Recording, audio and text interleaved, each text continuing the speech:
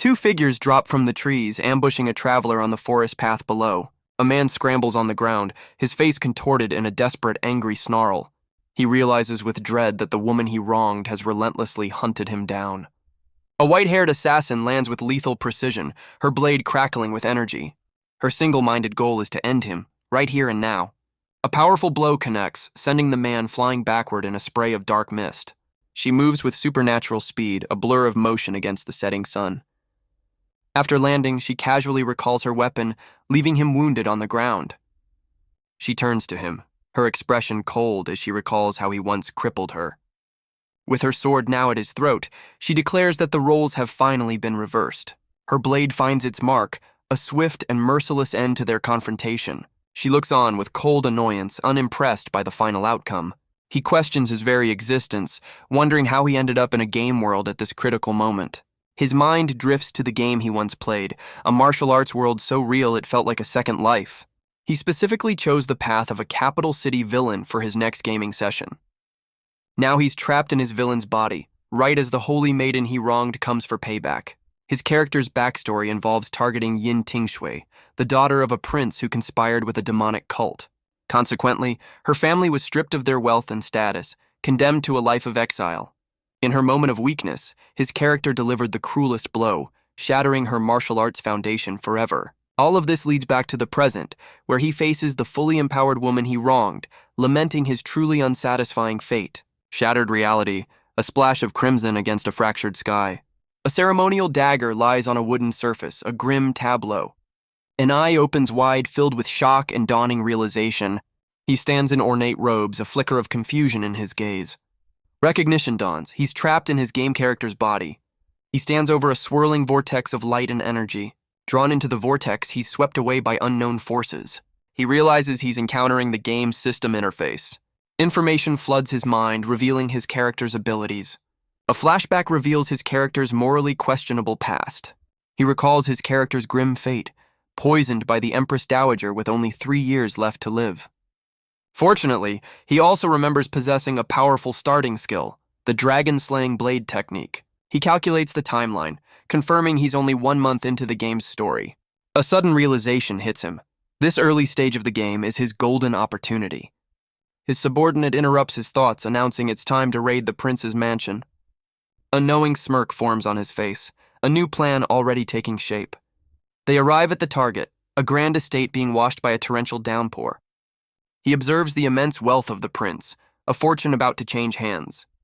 With the guards swiftly dealt with, he remembers his original, cruel objective, to cripple the prince's daughter. He reflects on the aftermath of this raid, the event that sealed his villainous path in his first playthrough. He recalls how in the original timeline, a demonic cult swooped in to rescue Yin Tingshui.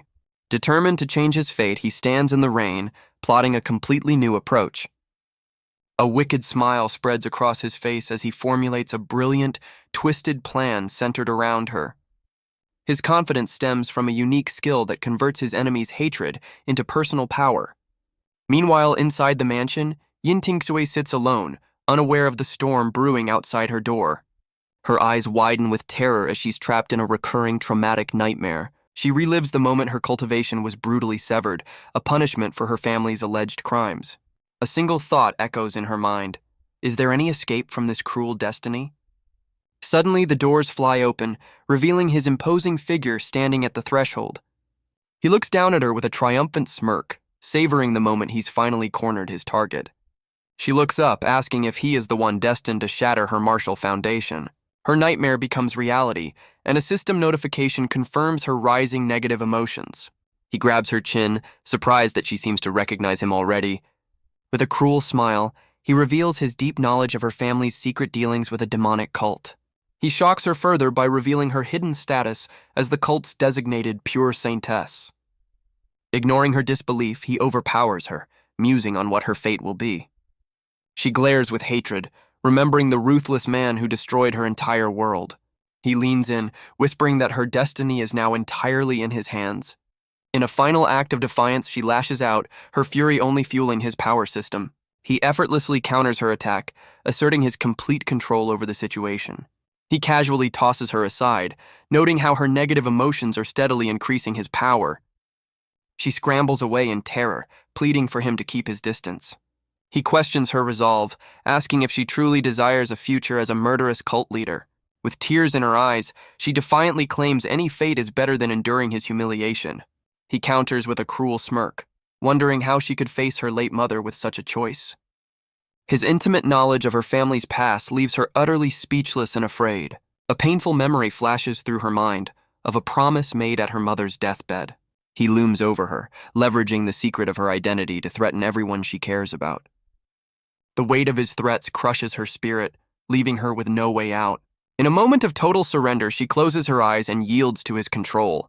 He stands over her defeated form, a clear display of his absolute dominance. A self-satisfied smirk crosses his face as he savors the moment of his total victory.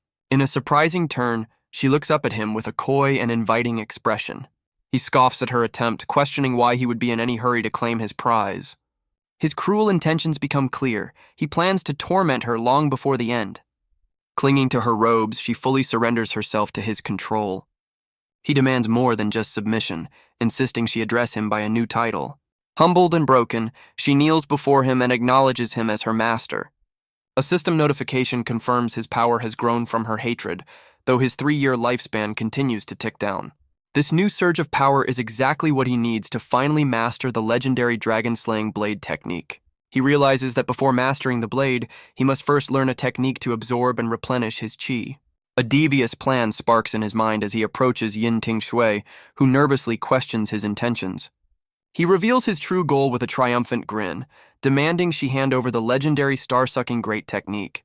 Cornered but defiant, she reveals she has the entire technique memorized, and he orders her to recite it on the spot. With no other choice, she closes her eyes and begins reciting the profound verses of the ancient martial arts manual. The sacred verses manifest as glowing energy, flowing from her directly into his waiting hand as he absorbs the knowledge. A system interface materializes before him, displaying the progress of his skill acquisition in real time. The system simulates his first year of cultivation, highlighting his initial failure to grasp the technique's core principles. The simulation fast-forwards to his 3rd year, where he gained a glimpse of the technique's power, but was ultimately stalled by an incomplete manual. The simulation concludes in the 5th year, showing him finally completing the scroll and mastering the ability to absorb true qi. The simulation reveals that even after 10 years, the technique remains incomplete, limiting its full potential. A system notification confirms he has acquired the beginner level of the incomplete star-sucking scroll. He smirks, knowing that even a fraction of this power is more than enough for his current plans. Without wasting a moment, he channels his newly absorbed qi into his next objective. His focus shifts entirely to learning the legendary dragon-slaying blade technique. The system simulates his progress, showing him reaching a higher level of mastery after 6 years of training. After a simulated decade, he finally grasps the technique's true essence, manifesting a colossal golden dragon. Back in reality, he clenches his fist, feeling the immense power of 2 legendary skills now at his command. He tosses a dark headscarf to Yin Ting Shui, informing her that he is taking her out. She cautiously puts on the hood, questioning his mysterious and unsettling intentions. He leads his hooded captive out of the raided mansion, stepping into the pouring rain. His subordinate watches with a skeptical eye, unconvinced by the official story. He dismisses his men, claiming he's taking the maid for a private interrogation. The subordinate smirks, seeing right through the flimsy excuse. His other men grumble with envy, wanting to share in the spoils of the raid. As they walk, Yin Tingzui boldly calls him out on his corruption and superficial martial arts. He's amused by her sharp tongue, crediting her royal lineage for her eloquent insults. She then challenges his authority, pointing out his blatant disregard for official regulations. Just then, his jealous subordinates block their path and she smugly declares his comeuppance is here. He coolly asserts his command, while his subordinate warns him against causing a scene. He casually exposes his subordinate, revealing he knows about the demonic cult's infiltration. The subordinate's composure shatters, demanding to know how his secret was discovered. With a sinister smile, he declares that their foolish challenge has given him the perfect excuse to eliminate them. The insubordinate guards spring their trap, descending upon him with blades drawn in the pouring rain. He effortlessly parries their combined assault with a single sweeping arc of brilliant energy. He vanishes into the mist, forcing the lead subordinate to desperately call him out from hiding. Materializing from the shadows, he taunts the subordinate for daring to challenge him with such pathetic skills. Stunned by his incredible speed, the subordinate can only react with a desperate defensive stance. In a blur of motion, the other conspirators are swiftly and decisively taken down. The lone survivor is left trembling, his mind reeling at the impossible speed his commander just displayed. He stands over the last traitor, his glowing red eyes promising a grim end. The subordinate stares in disbelief, finally understanding how deeply he underestimated his commander. With a flash of crimson and shadow, he unleashes a devastating final strike. The subordinate recognizes the legendary dragon-slaying blade technique just before his world goes dark. He then demonstrates his second new skill, absorbing the traitor's life force right before Yin Tingsui's eyes. She watches in horror, realizing the man she mocked is far more terrifying than she ever imagined. With the last of the traitors dealt with, he turns his cold gaze back to his captive. He casually approaches her, reminding her of her earlier smug confidence. Grabbing her by the collar, he yanks her forward, her defiance melting into fear. He leans in with a cruel smile, whispering a chilling reminder that she is now his property. Her defiance crumbles, replaced by a blush of humiliation and fear under his intense gaze. Her despair registers on the system, confirming her resentment has just boosted his cultivation by 6 years. Elsewhere, a mysterious blue-haired woman arrives at a secluded temple amidst the raging storm. She inspects the bodies of the fallen traitors, recognizing the work of a master swordsman. She's stunned to recognize the technique as her own, baffled by how he could master it in only a month. Now deeply suspicious, she resolves to investigate him personally while hunting down the other cult members. Later, in a lavish chamber, she brings up the protagonist's name, beginning her investigation. Her confidant is revealed, a pink-haired woman lounging playfully on the floor as she listens.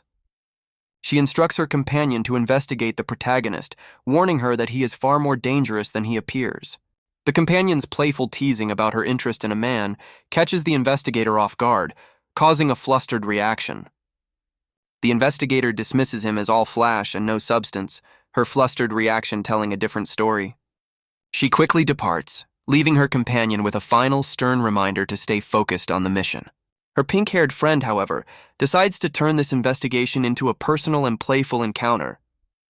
Elsewhere, the protagonist settles into his quarters, oblivious to the new plot unfolding against him. He's seen relaxing in a bath, unwinding after the chaotic raid and subsequent betrayal. While soaking, he studies a demonic manual found on a traitor, pondering how to unlock its secrets. The room fills with steam as he contemplates his next move, completely absorbed by the artifact. His peaceful moment is shattered when he suddenly senses an intruder lurking nearby. Without hesitation, he grabs his sword and rushes out of the bathhouse to face the threat. He stands in the courtyard, blade in hand, demanding the hidden interloper reveal themselves. He stands his ground, silently waiting for the hidden figure to make their move. A stunning pink-haired woman emerges from the shadows, playfully introducing herself as his concubine. She casually mentions seeing him before, attempting to disarm him with her familiarity. Getting closer, she whispers that she's not just his concubine, but also his patron. With a suggestive glance over her shoulder, she invites him into her chambers for a private conversation. His cold gaze cuts through her act, questioning if she truly understands the risk she's taking.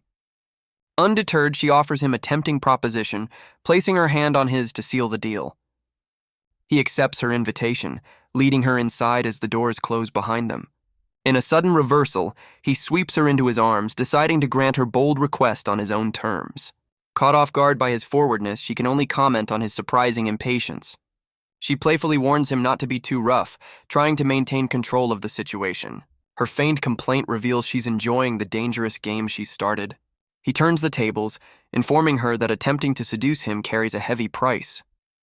In a flash of pink energy, he demonstrates the severe consequences of her actions. He thanks her for the payment, having just absorbed 10 years of her unique chi. He finally recognizes her as the infamous assassin, soft-bone sword Min Ming. This encounter confuses him, as he knows her character should be somewhere else in the original story. Her playful demeanor vanishes, replaced by genuine fear as she begs for her life. He coldly interrogates her, reminding her that trespassing on his property is a death sentence. His menacing gaze reinforces the threat, making it clear he has the authority to end her right now. She switches tactics, feigning total submission in a desperate bid to save her life.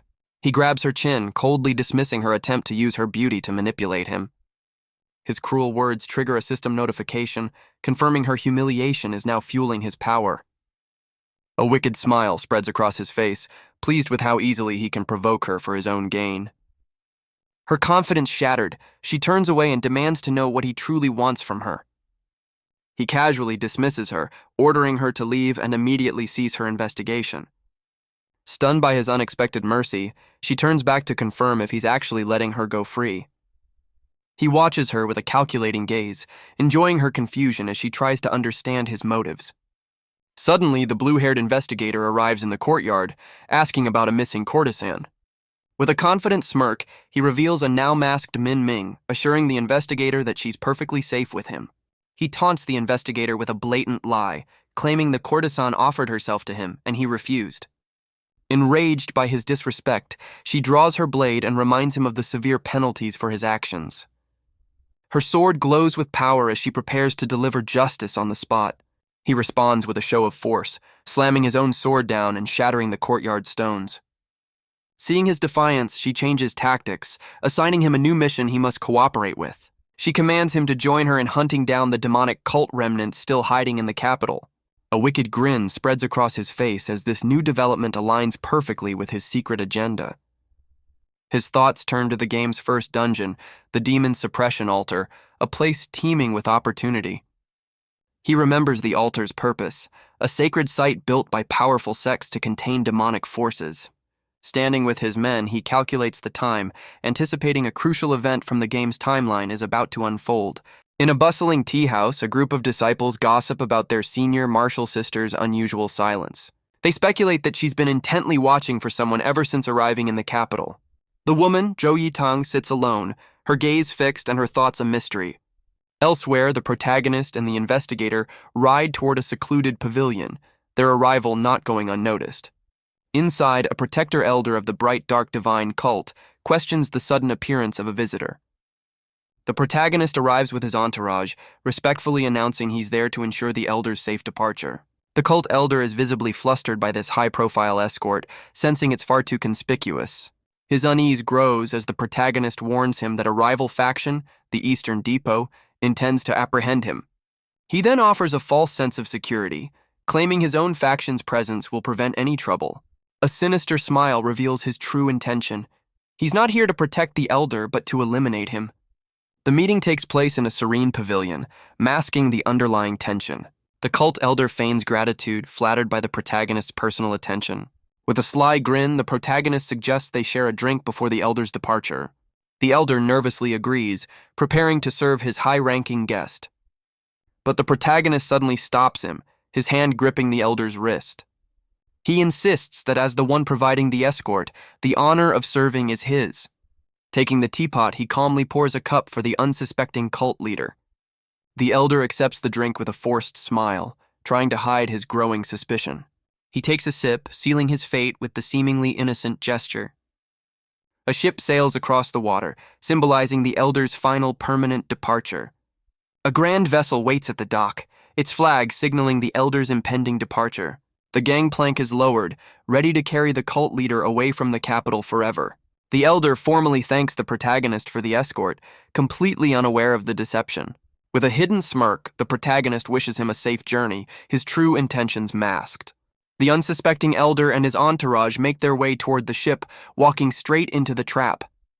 A sudden wave of dizziness hits the elder as the poison begins to take hold. He collapses violently to the ground, the potent toxin coursing through his veins. In his final moments, he glares up in horror, realizing the tea was the instrument of his demise. The protagonist grabs the weakened man, savoring the moment his carefully laid plan comes to fruition. A swift and shadowy strike ensures the elder's permanent silence, concluding the mission. With the elder dispatched, he rallies his men, calling them to purge the remaining cultists. The cult members are thrown into chaos, completely blindsided by the sudden betrayal. The investigator and her squad seize the opportunity, moving in to eliminate the exposed demonic remnants. She leads the charge with fierce determination, her subordinates eagerly following her into the fray. The battlefield becomes a blur of motion as she effortlessly cuts through the disorganized cultists. He watches the chaos unfold with a detached, calculating gaze, his plan proceeding perfectly. Amidst the fighting, he secretly absorbs the life force of the fallen elder, fueling his own power. A system notification confirms a massive 60-year power boost just as a new formidable foe arrives. The powerful newcomer announces his presence by shattering the ground with a single devastating strike. The protagonist stands his ground, ready to face this new challenger on the fractured battlefield.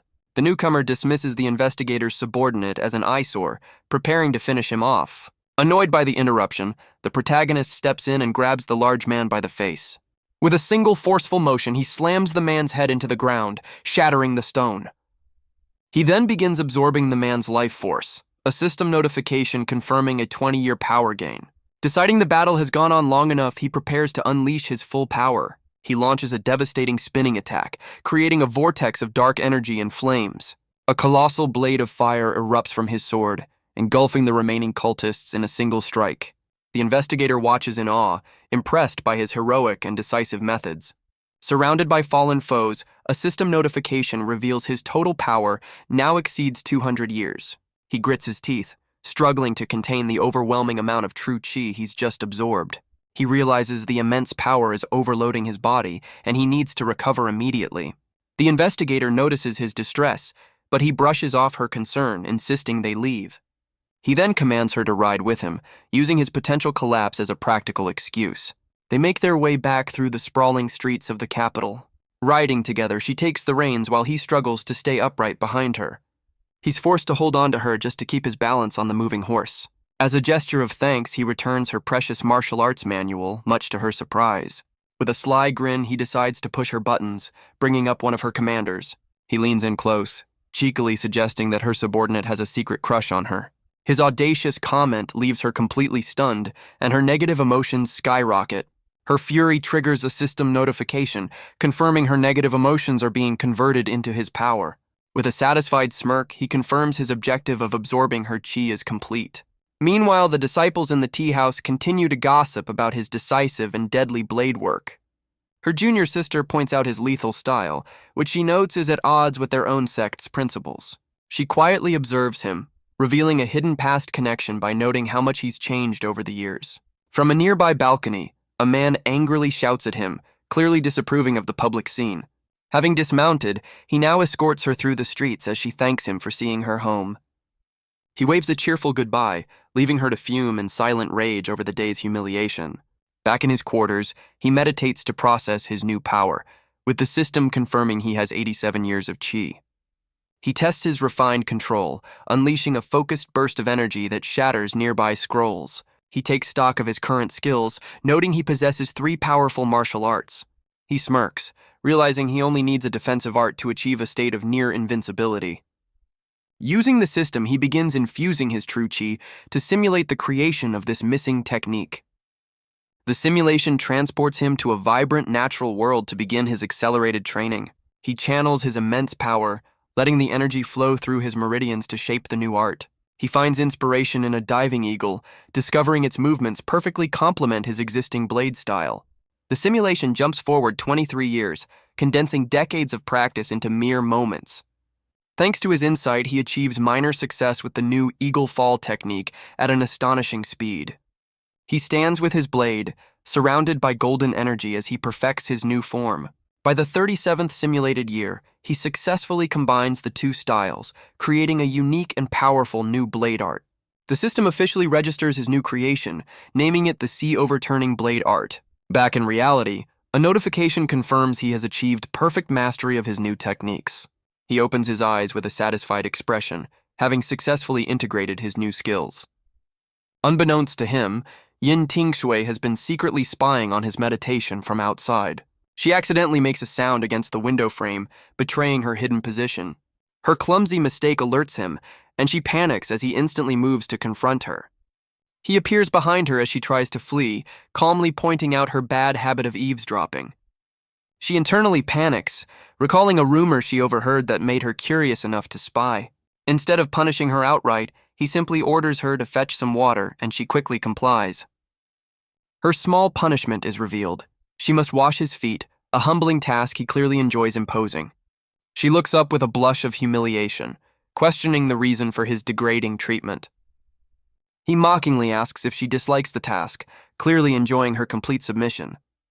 In a final, desperate gambit, she lunges forward and offers a bold alternative. He accepts her challenge without hesitation, pulling her into a sudden, firm embrace. Placing her on the bed, he calmly instructs her to remain still and not move. Her confusion deepens as she recalls the rumor about his preferences, questioning his true motives. The scene shifts to the imposing headquarters of the East Bureau under the moonlight. Inside, the director of the East Bureau, Xueyu, calmly savors a cup of fine tea. His peaceful moment is shattered as a subordinate bursts in with news of the protagonist's shocking betrayal. The director listens to the grim report, his expression unreadable as he processes the unexpected turn of events. The director's subordinate questions the protagonist's sudden turn against the cult, suspecting a failed bribe. Unsettled by this unpredictability, the director decides they must issue a stern warning. His subordinate sees an opportunity, suggesting they could impeach him over the maidservant he took. The director scoffs at the idea, reminding his man that they all serve the same powerful master. He vows to go to the palace, confident he can easily crush the upstart captain for his insolence.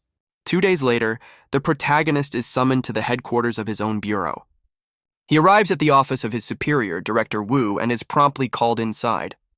He strides confidently across the vast hall to face his commander.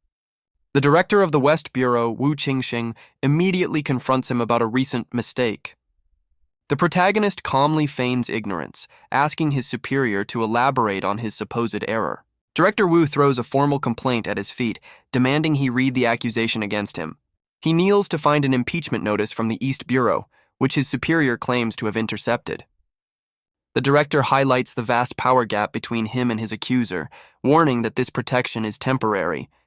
He frames the issue as a matter of honor, claiming the protagonist's downfall would shame their entire faction. When asked for a solution, the director slyly suggests returning the maidservant to her former home. The director's unspoken threat becomes clear: defy the order and face a fatal consequence. The protagonist respectfully agrees, earning a condescending warning to stay in his lane and follow the rules. His superior reinforces the hierarchy, reminding him that some matters are far above his pay grade. With their agreement settled, the director coldly dismisses them both from his presence. They depart with feigned gratitude, thanking the director for his supposed sense of justice. Meanwhile, the director of the East Bureau enjoys a drink, oblivious to the scheme unfolding behind his back. The protagonist intercepts one of the director's captains, claiming he has something important to share. He leans in with a sly smile, dropping a tantalizing hint about the divine cult's mysterious saintess. He cleverly reframes his recent betrayal, insisting his actions were secretly for the East Bureau's benefit. The protagonist questions the cult's risky strategy, planting seeds of doubt in the captain's mind. He whispers his findings, revealing that a grander, more sinister plot is currently in motion. This scheme, he explains, revolves around the saintess, a figure whose emergence could ruin the East Bureau. The captain breaks into a cold sweat, the weight of this dangerous new information dawning on him. The protagonist positions himself as a savior, claiming he acted to protect the East Bureau from a catastrophic fallout. Seeing his hook has landed, he smoothly requests a small reward for his help: access to a secret martial arts manual. The captain hesitates, explaining the manual is a restricted document compiled by his director. He applies pressure, reminding the man of the huge favor he just performed for the East Bureau. Defeated, the captain hands over the book, which the protagonist accepts as a fair trade for his valuable intel. With his objective complete, he bids the flustered captain farewell and begins to depart. A sly grin confirms his satisfaction, promising they will indeed cross paths again soon. A system notification announces the acquisition of the copper bone technique, and he immediately injects 20 years of chi to learn it. The system simulates a decade of training, showing his initial progress and the technique's ultimate limitations. In the simulation, he achieves great mastery, his body becoming as durable as iron armor. Back in reality, a notification confirms he's mastered the technique, leaving him with 40 years of chi to spare. He then calculates the time, realizing he has the perfect opportunity to intercept Min Ming before she meets her sister. Half an hour later, he arrives at the Grand 100 Flowers Pavilion. He knocks firmly on a private chamber door, his intentions clear. When she questions his presence, he simply asks if Miss Min is available. With a confident smirk, he states he has something important to discuss with her. He sees through her excuse of being hungover, countering with a thinly veiled threat about her career. Her composure breaks as she opens the door, demanding to know what he's implying. He strolls inside, dismissing her act of being a helpless woman. He calls her bluff, dropping the name of a secret organization that leaves her speechless. He reveals he knows everything about her true identity as a top operative for Wu Yonglu. Her playful demeanor gone, she narrows her eyes, asking what he truly wants from her. He begins to recount the history of her sister, Min Ning, who joined the Eastern Depot at a young age. He explains how her sister's dedication saw her rise from a junior officer to a commander in only 5 years. He then reveals his leverage, questioning how her sister's career would survive the scandal of having a spy in the family. Cornered and furious, she demands to know his true price for silence. He orders her to spread a damaging rumor, implicating the Eastern Depot in a conspiracy with the demonic cult. With a final warning, he reminds her that her sister's fate now rests entirely in his hands. She seethes with humiliation, enraged by his audacious and cruel manipulation. He casually departs down the stairs, leaving her to deal with the fallout as her sister watches from below. Just then, her sister arrives at the door, questioning her unexpected presence at the pavilion. Seeing her sister's distress, she offers a comforting promise to find an opportunity and end him for good. The next day, the capital city is alive with its usual morning hustle. As the protagonist walks through a quiet courtyard, he's secretly tailed by the blue-haired investigator. He pauses for a moment, a subtle smirk playing on his lips as he senses her presence. Unaware she's been made, the investigator continues her surveillance, curious about his destination. He easily identifies his pursuer and decides to have a little fun with the situation. Instead of confronting her, he formulates a plan to lead her into something far more interesting. He guides her to a remote demonic cult outpost in the suburbs, testing her ability to keep pace. With his follower watching from a distance, he confidently approaches the main entrance. A wary cultist cracks open the door, demanding to know the identity of their unexpected visitor. He responds with a grand, cryptic announcement, using a religious title to gain entry. The cultist recognizes the title and quickly welcomes him into the hidden outpost. He strides into the main hall, politely thanking his guide as others watch from above. A suspicious guard on the balcony questions the unfamiliar face, shocked to see an Imperial officer among them. The outpost leader admits the protagonist is a stranger, despite their extensive network of spies. His staff, tipped with a glowing crystal, thuds against the floor, signaling his authority. Taking his seat, the leader demands the newcomer prove his identity by stating his name. With a knowing smirk, the protagonist recites a secret verse known only to high-ranking cult members. The leader is stunned, recognizing the words as the incantation for their legendary star-sucking great art. He then formally introduces himself by name, pledging his complete loyalty to their cause. From her hiding spot, the investigator is utterly shocked to learn he's a secret member of the very cult she's hunting. She connects the dots, realizing he used the star-sucking art on her sister, but is baffled by his contradictory actions. The cult leader questions his sudden appearance, but the protagonist expertly turns the tables, sowing doubt about their alliance with the Eastern Depot. He passionately argues that the Eastern Depot is merely biding its time, using the recent ambush as proof of their treachery. With a grave expression, he warns that their continued trust in the Eastern Depot will only endanger their revered saintess. The investigator listens from the shadows, shocked as he strategically feeds the cultists information about their own saintess. He presses his advantage, insisting they must act now before the Eastern Depot's investigation puts their entire sect at risk. The elder recalls their alliance, but the protagonist reveals the depot has already cut ties and is spreading rumors to frame them. The cult leader finally understands the trap, realizing the Eastern Depot is manufacturing a reason to eliminate them. To drive his point home, the protagonist slams his fist on the table with calculated force. Convinced by the performance, a guard on the balcony urges the elder to launch a preemptive strike against their treacherous allies. The cult leader hesitates, weighing the immense risk of betraying their powerful allies. His subordinate counters from the balcony, declaring that any risk is justified to protect their saintess. With his mission accomplished, the protagonist turns to leave, letting them stew in the chaos he created. From her hiding spot, the investigator realizes with dawning horror just how dangerous he truly is. Now more determined than ever, she resolves to uncover the truth behind his complex identity. Her escape is cut short as a hidden trap releases a cloud of disorienting gas. She gasps in alarm, realizing too late that she's been caught in a defensive perimeter. The potent fumes overwhelm her senses, her vision blurring as she begins to lose consciousness. The heavy doors of the outpost slam shut, sealing her fate inside the cult's stronghold. The sudden noise alerts everyone inside, with a guard announcing their trap has caught an intruder. The cultists rush to investigate the source of the commotion outside. They discover the unconscious investigator, who has fallen right into their trap. One of the men is surprised to find a high-ranking West Factory commander at their doorstep. Inside, the protagonist and the cult leader calmly observe their newly captured prize. The cult leader is shocked to see her, prompting the protagonist to feign ignorance. With a knowing smile, the protagonist confirms he's well aware of who their captive is. The investigator glares at him with fury, condemning him for his apparent betrayal. Annoyed by her defiance, a cultist prepares to deliver a swift and final punishment. But the protagonist unexpectedly steps in, halting the execution with a single command. He then proposes a more strategic solution, suggesting they move her to a remote location to avoid any witnesses. The protagonist compliments the cult leader on his cautious nature, subtly manipulating the situation. The leader, however, secretly orders his men to take the investigator to the suburbs for a permanent disposal. The scene shifts to a remote, sunlit forest where the dark deed is meant to take place. The investigator lies bound on the forest floor, struggling against her restraints. Her captors loom over her, callously discussing her fate while she glares back in defiance. One of the men draws his blade with a sinister grin, declaring her struggles are over. He raises his sword high, preparing to bring it down and end her life. Her eyes widen in shock as a mysterious, shadowy force suddenly appears to intervene.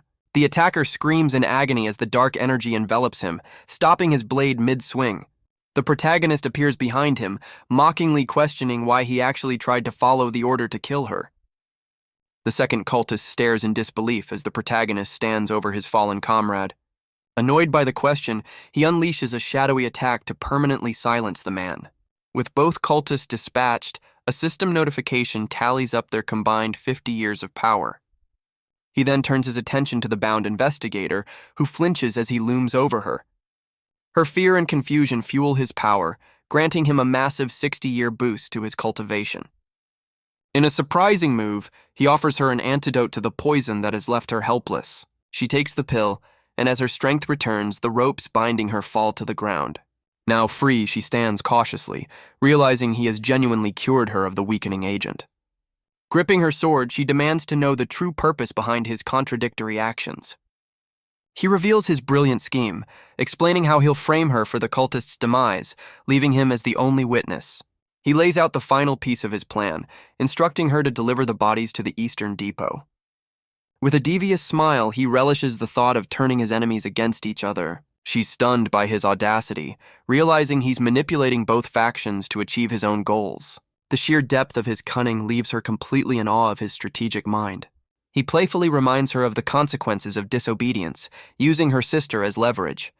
Elsewhere, the director of the East Bureau questions the source of a very specific rumor. His subordinate reports that a song linking their faction to the demonic cult is spreading through the capital. The director's fury erupts as he suspects the cult is trying to manipulate him into an alliance. His subordinate agrees, suggesting the cult is using their name for protection, which the director scoffs at. Deciding he's had enough, the director orders his men to sever ties and issue a stern warning to the cult.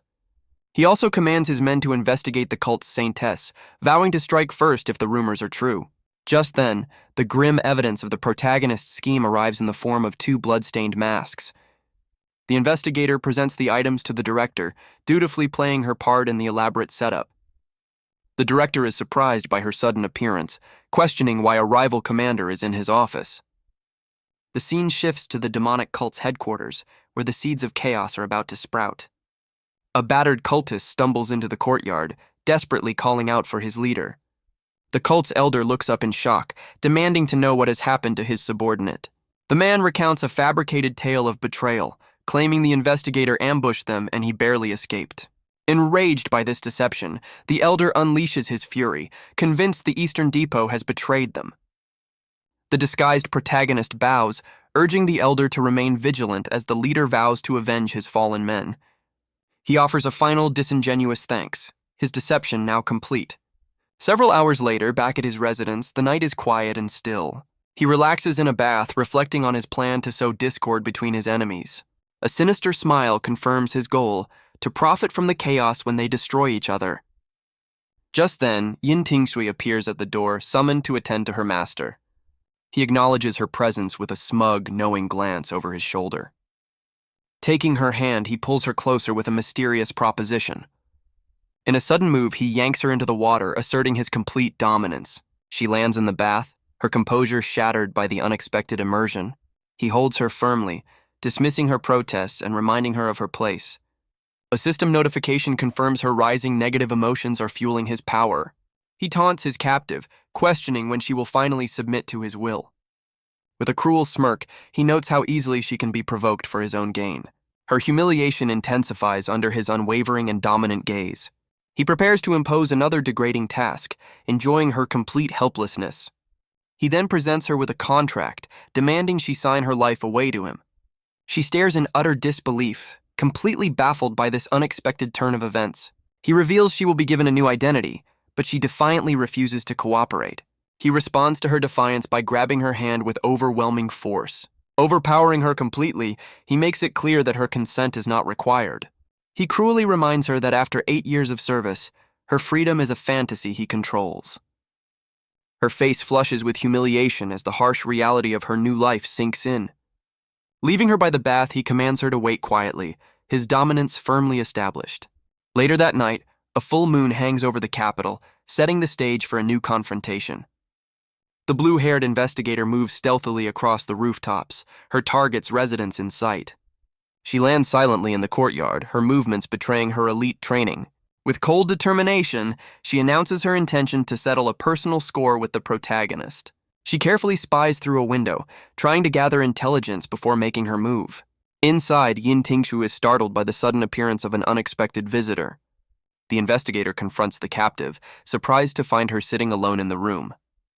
A short time later, the night deepens over the quiet residence. The protagonist walks through the courtyard, calculating the demonic sect's next move. He suddenly stops in his tracks, sensing that something has gone terribly wrong. Rushing back to the room, he finds it completely empty, his captive nowhere in sight.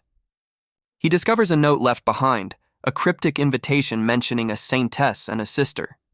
A cunning smile spreads across his face as he realizes exactly who left the message. The next day, the scene shifts to a secluded wooden cabin nestled in the mountains. Inside, the investigator impatiently waits, wondering if he went to see her sister instead. Her frustration quickly turns into a brilliant, almost giddy smile as a new idea strikes her. With a confident grin, she reaches out, sensing his long-awaited arrival.